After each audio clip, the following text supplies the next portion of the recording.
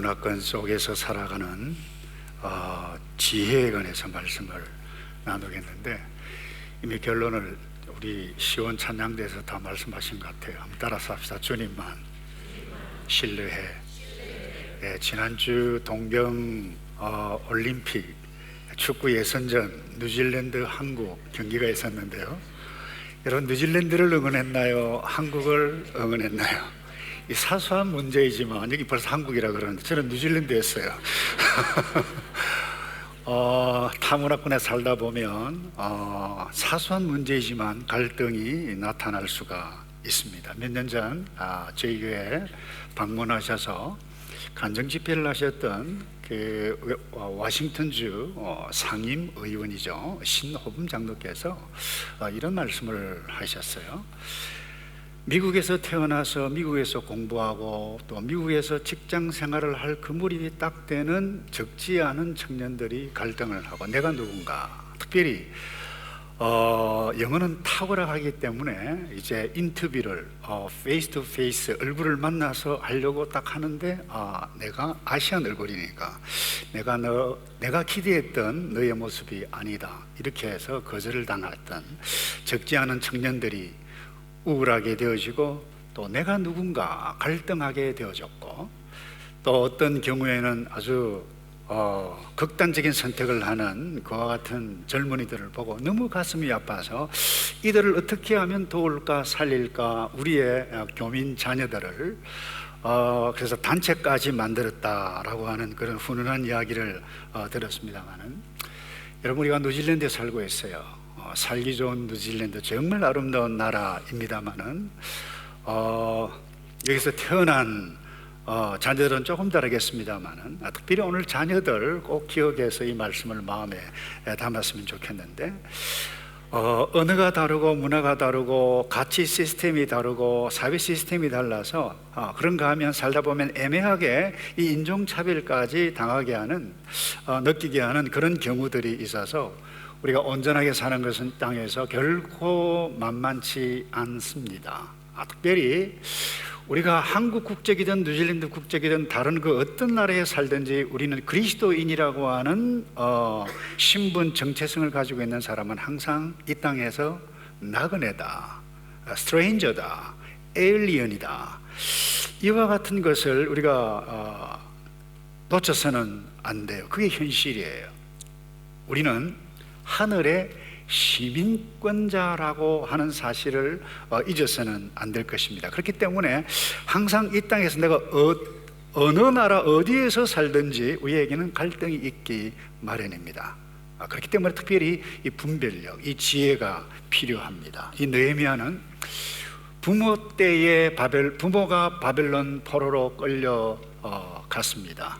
학자들에 의하면 이 느헤미야는 그 바벨론에서 태어나서 바벨론에서 공부를 하고 바벨론 그 나라를 위해서 기여했을 뿐만 아니라 조국까지 기여했던 그와 같은 아주 신실한 우리의 신앙의 선배, 한마디로 그는 다른 나라에서 태어났고 다른 나라에서 공부했고 다른 나라에서 살았지만 조국과 또 하나 하나님의 나라 가치를 구현했던 아름다운 우리의 신앙의 선배가 아닐 수가 없습니다. 저희 교회 교육관 이름을 느헤미야 홀이라고 불렀던 명명했던 이유도 바로 여기에 있습니다. 우리든지 우리의 자녀든지 여기서 태어났든지 이민을 왔든지 우리가 현지의 뉴질랜드 사회에 기여를 하고 조국이 어려움을 당할 때 조국의 기여를 할 뿐만 아니라 하나님의 백성의 이 정체성을 가지고 그 어떤 상황을 만날지라도 하나님의 백성, 하나님의 나라 가치를 세워가는 우리가 되어졌으면 좋겠고 우리의 자녀가 되었으면 좋겠다, 이와 같은 꿈을 가지고 우리 교육관인 느헤미야 홀이라고 하는 이름을 지었는데요, 사실 이 느헤미야서는 단지 느헤미야가 타문화권에서 살아서 성공했기 때문에 이 성경에 기록되어진 것이 아닙니다. 어떤 상황이다 한다 할지라도 구원의 백성, 그리스도인이 살아가야 할 지혜가 무엇인지를 우리에게 보여주고 있습니다. 성경은 전체 한마디로 이야기하면 구원의 책입니다. 이 땅의 어떤 열악한 환경, 다른 문화권 속에 산다 할지라도 구원의 백성, 구원을 누려가며 살아가는 삶이 어떠한 삶을 누려가야 할 것인가, 그것 우리에게 보여주기 위해서 기록했다. 이 점을 놓치지 않기를 바랍니다. 여러분, 이 느헤미야의 삶, 무엇이 이렇게 가능하게 했을까요? 그 정체성 때문입니다. 내가 누구다, 이게 정체, 나의 신분 정체를 아는 것이죠. 이 아이덴티티라고 그러죠. 분명해야 돼. 내가 누구다라고 하는 것을 분명한 인식이 있었기 때문입니다. 사람은 내가 누군지, 이 정체 신분을 정확하게 아는 사람은 어디서나 어떤 상황이나 또 어떤 문화권에 있다 하더라도 무엇을 어떻게 할 것인지에 대한 분별력이 있습니다. 오늘 본문에 11절에 이런 말씀이, 특이한 말씀이 나옵니다. 나는 예루살렘으로 가서 그곳에 3일 동안 머물렀습니다. 객관적으로 이 느헤미야가 예루살렘에 도착할 필요도 없고 3일 동안 머물러서 갈등해야 할 필요가 없었던 사람입니다. 그는 바벨론에서 태어나서, 지금 바벨론이 또 바사라 그러죠. 페르시아죠. 페르시아에서 점령당해서 페르시아 시절에 아닥사스다 왕 바로 옆에서 음식과 음료를 책임지는 고급 관리였습니다. 고급 관료였습니다. 그러니까 그는 페르시아에 있어야 했지 예루살렘에 가야 할 필요가 전혀 없습니다. 근데 왜 가야만 했습니까? 이유는 딱 하나입니다. 조국이었기 때문에, 그가 유대인이었기 때문에, 그것도 하나님의 선택함을 입은 하나님의 백성임을 분명히 인식했기 때문이었습니다. 그런데 이것과 예루살렘에 있는 것과 무슨 상관이 있습니까? 그 구체적인 이유가 이것입니다. 아닥사스다 왕, 이 궁전이죠. 여기서 비하이브 비슷합니다. 있는데, 고국에 방문했던 친척 하나나라고 하는 친척이 소식을 전하는데, 예루살렘 망했다, 성벽이 불탔다, 성문 무너졌고 불탔다, 이런 소식을 듣고 마음이 너무 아팠어요. 울었어요. 기도했어요. 어떻게 기도했는가 하면, 여러분, 이 학자들이면 바벨론에서 태어났는데 이스라엘의 선조들의 죄악을 놓고 기도했다는 거예요. 이 놀라운 사실입니다. 그리고 이스라엘 범죄와 용서와 회복을 위해서 기도했는데, 한번 생각해 보세요. 그가 유대인이라고 하는 것을 인식하지 않았다라고 기도할 필요가 있었어요? 없었어요. 가슴 왜 아팠겠어요? 금식 기도했다니까요. 이럴 필요 없었습니다. 그런데 그의 기도 응답으로 왕의 아삭사다다 왕의 허락을 얻어서 물자까지 지원받고, 여러분, 이 페르시아에서 예루살렘까지, 이스라엘까지 오려면 국경을 통과해야만 합니다. 특별 비자뿐만 아니라 함께 군사 지원, 물자까지 지원까지 받아가지고 예루살렘에 방문했는데, 아니 도착했는데 3일이 지났다. 그가 자신이 유대인이 아니었고 하나님의 백성이 아니었다라고 하면 이렇게 할 필요가 없었을 것입니다. 특별히 객관적으로 당시 정치적인 상황을 보면요, 그가 예루살렘에 와서 도착하는 이 자체만 하더라도 그건 기적입니다. 불과 몇 년 전 바벨론을 점령한 페르시아 정책은 바벨론과 또 좀 달랐습니다. 식민 정책을, 굉장히 우호 정책을 썼습니다. 자치권을 인정했습니다. 그리고 각 나라 소수민족들이 섬기는 신전도 지어도 좋다, 자치 관리를 세워서 그들로 하여금 자치권을 부여를 해서 다스리도록, 그와 같은 정책을 했음에도 불구하고 이 스립바벨이라고 하는, 아시죠? 1차 바로 귀환 때 스립바벨을 중심으로 해서 예루살렘과 예루살렘 성전을 건축을 하는데, 주변에 있는 자치 국가 우두머리들이 고소를 합니다. 페르시아에게 왕을 반역하기 위해서 성을 짓고 성전을 짓습니다. 그래서 아닥사스다 왕에 의해서 금지 명령이 내려져 있는 상태였습니다. 그때 느헤미야가 한참 뒤죠. 이와 같은 소식을 듣고 기도했고, 기도 응답으로 이 왕의 허락을 받았다. 이 자체가 뭐예요? 기적이라는 것입니다. 예루살렘 재건까지 하도록 물자까지 공급해 줬어요. 이해가 됩니까? 더 놀라운 것은 52일 동안 정확하게 마무리 되어져서 성벽 재건을 완성합니다. 정말 엄청난 일입니다. 이건 기적입니다. 그런데 이것을 느헤미야가 자기가 누구인지를 알지 않았다라고 하면 이와 같은 뜻들을 할 수 없었다라고 하는 사실을 여러분 놓치면 곤란합니다. 특별히 느헤미야 2장 8절에 이런 말씀, 이런 간증 고백이 나옵니다. 8절입니다. 그리고 왕의 살림 감독 아삽에게 진서를 내리셔서 성전 옆 성문과 성벽과 제가 살게 될 집의 들보 제목을 내주도록 해 주십시오. 물자 공급받았다는 거예요. 왕이 내게 허락해 주었습니다. 그 다음에 표현이 느헤미야가 이렇게 표현을 했습니다. 내 하나님의 은혜로운 손길이 내 위에 있었기 때문입니다. 무슨 이야기예요? 자기가 예루살렘에 도착하고 성벽 재건을 할 수 있도록 하게 되어진 것은 하나님의 전적인 도우심과 은혜였다. 이 말은 느헤미야가 전적으로 주님을 신뢰했다라고 하는 것입니다. 중요합니다. 타 문화권이든지 그 어떤 상황이든지 이 하나님의 인도하심과 하나님의 도우심, 하나님의 은혜가 임하면 무너진 성벽 재건할 수 있고 내 앞을 가로막고 답답하게 하는 그 어떤 상황까지도 주의 은혜, 주의 인도하심, 주님의 긍휼이 임하면 열릴 줄로 믿습니다. 여러분의 가정이 무너졌나요? 여러분 스스로 무너져가고 있나요? 여러분 무너져가는 이 사회를 보고 있나요? 무너져가는 인간성 여러분 보고 있나요? 그래서 이 모든 것들이 회복되기 위해서 하나님의 은혜, 하나님의 도우심이 아니면 결코 이루어질 수 없다라고 하는 것을 믿는 것이 뭐예요? 지혜입니다. 느헤미야가 그랬어요. 자신이 하나님의 백성임을 인식했기 때문이고, 또한 이것은 하나님의 은혜와 도우심이 아니면 안 된다라고 하는 것을 알았던 하나님의 백성.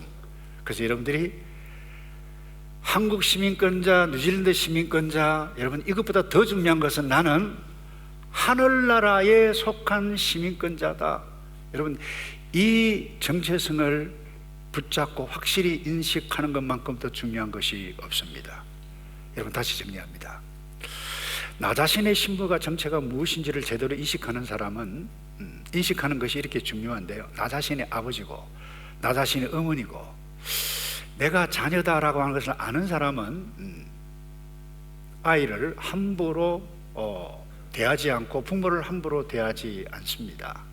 내가 학생이다, 학생 신분이다, 학생 정체다라고 하면 미래를 위해서 준비하는 것이 그 신분에 맞는 일이죠. 결혼을 했는데 싱글처럼 생각하고 또 싱글처럼 똑같이 생활한다. 그건 정체성과 맞지 않는 것입니다. 그러면 갈등, 그건 어리석은 것입니다. 지혜가 없는 것입니다.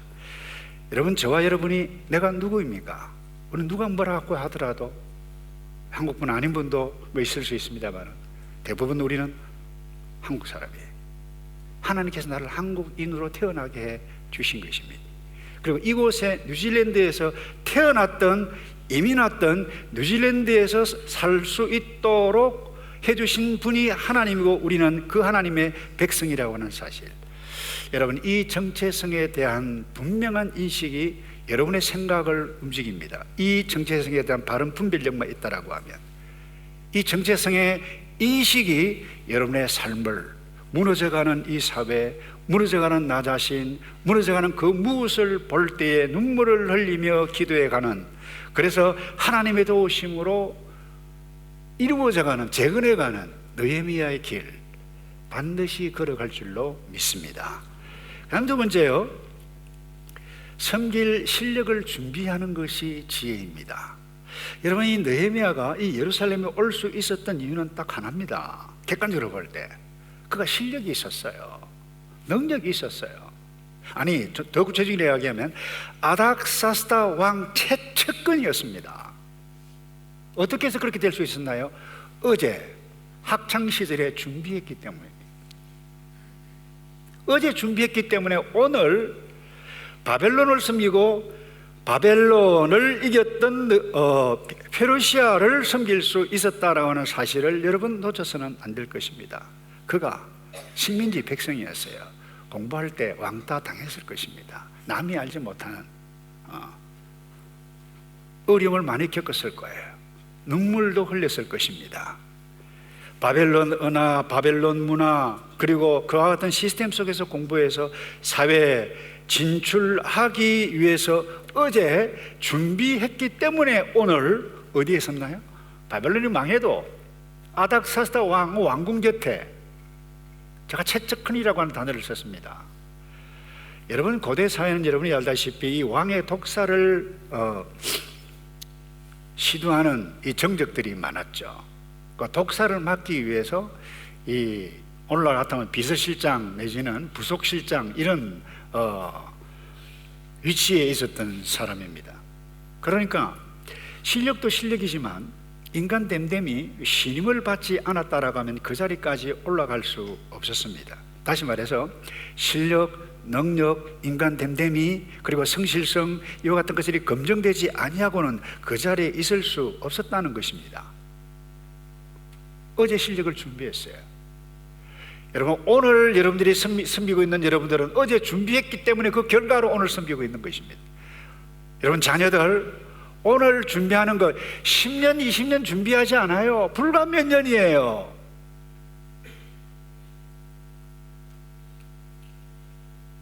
영원토록 공부하는 것 아니에요.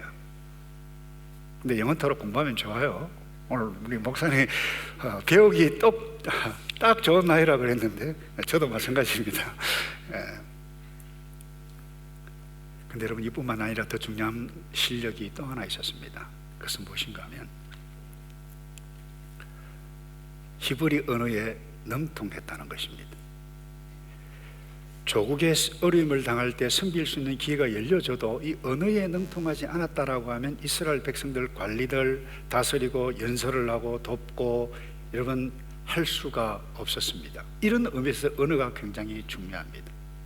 그래서 여러분, 우리 자녀 여러분들은 기본적으로 세계 언어 이상씩을 공부해가는 꿈을 갖기를 바랍니다. 기본적으로 마더텅, 한국 코리안, 잉글리시뿐만 아니라 자파니즈, 차이니즈 좋아요. 히브리, 헬라 하면 더 좋고.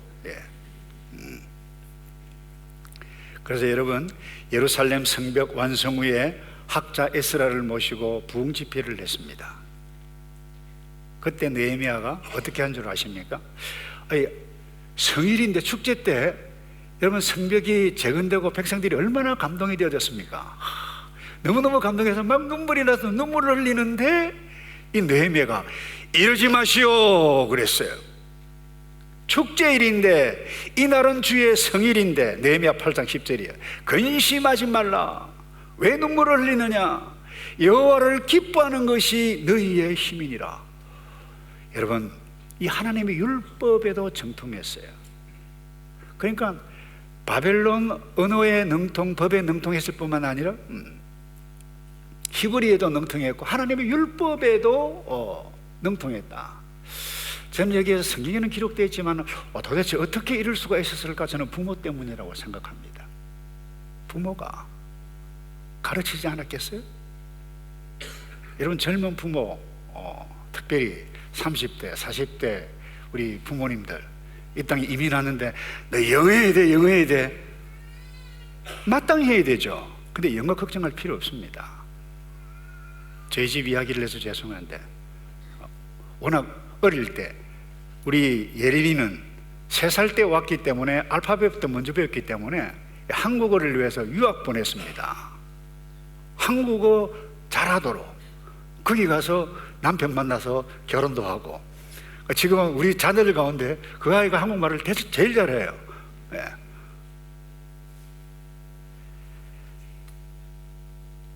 그런데 여러분, 이 본문에 보면 이런 말이 있습니다. 유대 총독이 또 되어져서 자치권 수권자까지 임명을 받습니다. 이유가 무엇입니까? 아닥사스다 왕으로부터 그만큼 신임을 받았습니다. 너 가서 그 골치 아픈 그 이스라엘 예루살렘 잘 다스려서 문제 없도록 하라. 이런 신뢰가 있었기 때문에 유대 총독까지 임명해서 일을 할 그때에 어떤 일이 있었는지 아십니까? 이런 말이 있습니다. 거기 보면 느헤미야 13장 23절에 이런 말씀이 있습니다. 또한 그 무렵 나는 유다 사람들이 아스돗, 암몬, 모압 여자들과 결혼하는 것을 보았습니다. 그 자식들 가운데 절반이 아스돗 말은 해도, 이 아스돗이라고 하는 것은 팔레스틴 지역입니다. 구약 때는 유다의 지역에 속해 있기도 했었습니다만, 유다 말은 할 줄 몰랐습니다. 다시 말해서 히브리어를 할 줄 몰랐다는 거예요. 국제 결혼을 했는데 이 이방 사람들과 그것을 보았다는 거예요. 그래서 25절에 나는 그들을 꾸짖고 저주를 내렸고 그 사람들 가운데 몇 사람은 무서워요. 때리기도 했고 머리채도 잡아 당겼습니다. 또 그들에게 하나님의 이름으로 맹세하게 하며 말했습니다. 너희는 너희 딸들을 그들의 아들들에게 시집 보내지 말며 그들의 딸도 너희 아들이나 너희에게 시집 오게 하지도 말라. 이스라엘 왕 솔로몬이 그래서 죄 지은 것이 아니냐. 솔로몬이 이방 여자 정략 결혼을 그렇게도 많이 했기 때문에 이스라엘에 죄가 들어오지 않았느냐. 많은 나라들 가운데 그 같은 왕 없었다. 칭찬하는 것이 아닙니다. 솔로몬을 지금 이것은 그가 하나님의 사랑을 한 몸에 받아 하나님께서 그를 온 이스라엘을 다스리도록 왕을 세우셨지만 이방 여자들 때문에 그마저 죄에 빠지고 만 것이다. 여러분 오해하시면 곤란합니다. 오늘날 관점으로 이 본문을 보면 조금 필터링이 필요하죠. 심하다 할 정도입니다. 애기를 때리고 말이죠, 머리채를 뽑고 그 당시에는 총독이었기 때문에 그럴 수 있었는지는 모르겠습니다만 중요한 것은 이 부분입니다. 왜 이렇게까지 했을까? 중요한 것이 이 부분입니다. 우리가 타문화권에서 살 수 있습니다. 우리는 타문화권에서 살고 있습니다. 근데 중요한 것은 하나님의 백성이다라고 하는 정체성을 확립하는 것이 그렇게도 중요하다는 것입니다. 여러분의 자녀가 영어를 아무리 잘하고 시민권을 얻고 판사가 되고 정치인이 되고 그 어떤 탁월한 사람이 된다 할지라도 하나님을 모르고 부모를 모르면 하나님의 백성 댐댐이의 인격을 가진 그와 같은 여러분의 자녀가 되지 아니하면 여러분 판검사, 의사, 박사가 무슨 소양이 있습니까? 아무리 높은 위치에 올라가고 결혼 잘해서 먹고 살 것 많아도 아무 소용 없는 걸 여러분 아십니까? 하나님 앞에 설 때 그건 뻔합니다. 불꽃, 지옥입니다. 그것은 하나님을 모르고 부모도 모르고 세상에서 내가 어떻게 살 것인지에 대한 바른 가치관 없이 나의 가족, 나의 미래 이것이 전부야, 이런 개인의 극단적인 이기주의에 빠져있는 자녀, 죄송해요, 그 하나님의 가치 실현해 갈 수 있는 모습이 아니라고 하는 것이죠. 그래서 느헤미야는 어제 준비했기 때문에 오늘 본문에 오늘 섬길 수 있었습니다. 오늘 본문도 사실 비밀리에 준비해 가고 있습니다. 무엇을 위해서요? 성벽 재건을 위해서. 처음 딱 가자마자 내가 아닥사스다의 왕의 이 후원을 입고 와서 까불지 마 이렇게 하지 않았습니다. 12절 보실까요? 그러던 중 밤에 몇 사람을 데리고 순찰을 나갔습니다. 나는 내 하나님께서 내 마음에 예루살렘을 위해 할 일을 정해 두신 것을 아무에게도 말하지 않았다. 비밀리에 했다는 거예요. 이유가 무엇입니까? 공개적으로 하면 그 주변의 사마리아와 자치 관리를 맡았던 사람들이 반대해서 스룹바벨이 예루살렘 성전 성벽을 건축하게 되어졌을 때에 음모로 이 페르시아 왕에게 반역을 꾸미고 있다라고 하는 것을 조서를 보냈기 때문에 중단시킨 것입니다. 이 일을 이미 알고 있기 때문에 조용히 비밀리에 시작했다라고 하는 것입니다. 그런데 이 스파이가 워낙 많았기 때문에 이미 알았습니다. 그래서 나중에 이들이 방해를 합니다만은 이 느헤미야는 먼저 시작할 때도 지혜 있게 때를 알고 어떻게 무엇을 해야 할 것인가 라고 하는 것을 준비했다라고 하는 사실을 놓쳐서는 안 됩니다. 그리고 비밀리에 어떻게 할 것이다, 청사진을 다 계획을 다 짜고 난 다음에 백성들 앞에서 연설을 합니다. 그것이 2장 17절 18절입니다. 그 후 나는 그들에게 말했습니다. 우리가 당면한 고난은 여러분이 보는 바와 같소. 예루살렘은 폐허가 되었어. 무너졌다는 것입니다. 그 성문들은 불에 타버렸어. 여러분, 정체성이 분명한 사람은 무엇이 무너져 내려가고 있는지를 봅니다. 저는 우리 자녀들 가운데 정치인들 나타나기를 바랍니다. 그러나 모든 사람이 다 정치인이 되기를 원할 필요는 없습니다. 왠가 하면 한국의 정치가 무너져 내려가고 있고, 뉴질랜드의 정치가 내려져 가고 있고, 뉴질랜드의 가정이 무너져 가고 있고, 정체성이 있는 사람은 이것을 볼 수 있는 뭐예요? 식견력, 분별력이 있기 때문에 내가 무엇을 재건할까? 그것을 준비할 수 있는 지혜가 있기 때문에 그런 것입니다. 그리고는 계속해서 느헤미야가 연설을 합니다. 이제 우리가 예루살렘 성벽을 재건합시다.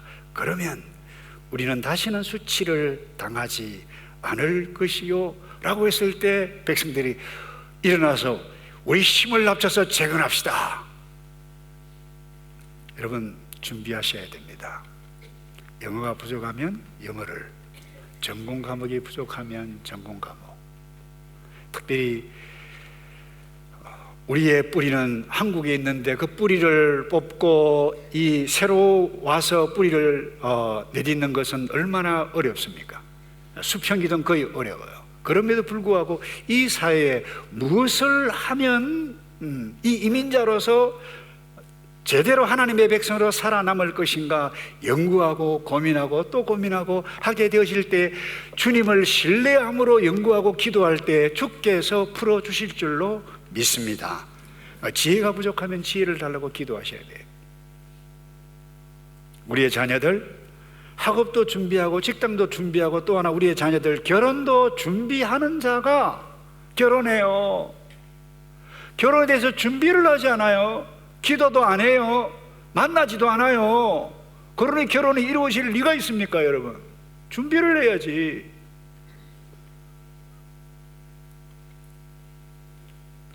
내일을 위한 모든 것, 아니 하나님의 나라를 위한 모든 것을 준비할 때 하나님의 은혜가 우리 가운데 임하신다라고 하는 부분입니다. 말씀을 마무리합니다. 마지막으로, 방해 요인이 항상 우리에게 존재한다라고 하는 것을 아는 것이 지혜입니다. 19절입니다. 그러나 호른 사람 산발랏, 관리인 암몬 사람 도비와 아라비아 사람 게셈이 이 말을 듣고 우리를 조롱하고 비웃었습니다. 그들이 말했습니다. 너희가 무슨 짓을 하려는 것이냐? 왕에게, 지금 아닥사스다 왕에게 반역하려고 하느냐라고 말을 했습니다. 방해 공작입니다. 겁을 주었어요. 협박했어요. 이런 일이, 여러분, 우리가 가치 있고 의미 있는 일, 하나님의 나라 가치를 위해서 그 어떤 일을 시작할 때는 반드시 방해하는 세력들이 있다라고 하는 것을 놓쳐서는 안 됩니다. 우리가 타문화권에서 사는 우리에게 교묘하게 우리를 맥빠지게 하는 일들이 어디 한두 가지겠습니까? 인종차별을 느끼게 하는 말까지 들으면서 살아가는 저와 여러분 아닌가요? 왕따를 당할 수도 있어요. 주류사에 진출하는 것이 얼마나 높다라고 하는 것을 우리는 피부로 느끼고 있습니다. 그때 이 너의 말을 기억하시기를 바랍니다. 20절입니다. 내가 그들에게 대답했습니다. 하늘의 하나님께서 우리를 위해 이 일을 꼭 이루어 주실 것이다. 성벽 재건은 주의 종인 우리의 할 일이다. 한번 따라서 합시다. 성벽 재건은 주의 종인 우리. 한 번만 다시 합시다. 주의 종인 내가 할 일이다. 여러분, 이것을 믿기를 바랍니다. 여러분이 무너지는 것이 무엇입니까?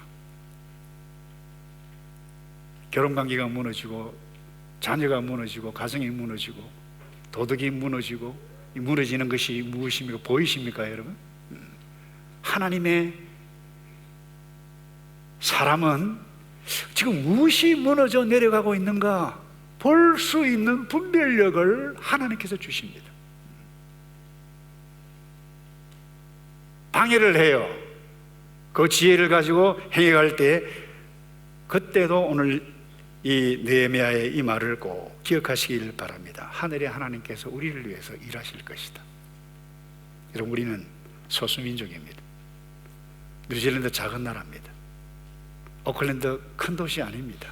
작은 도시입니다. 그 가운데 아주 소수 민족입니다. 그러나 우리는 결코 작은 자들이 아닙니다.